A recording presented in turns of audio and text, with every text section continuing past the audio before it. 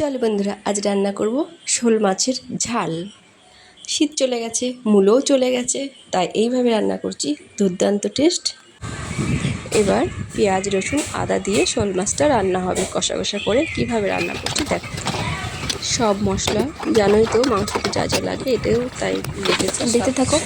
আর সম্পূর্ণ প্রথম থেকে যদি দেখতে চাও তো কমেন্ট বক্সে জানাবে, অবশ্যই চাও আমি তবেই দেবো, সেই ভিডিওটাও দিয়ে দেবো। সেই ভিডিওটাও আমার কাছে আপলোড করা আছে। ধনে পাতা এটা কুচিয়ে দিতে হবে, ঠিক আছে।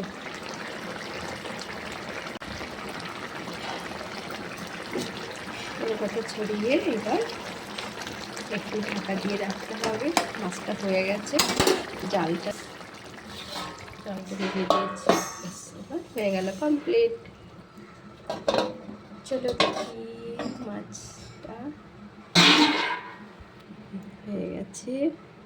দেখো কি সুন্দর মাছ রান্না হয়ে গেছে আমার।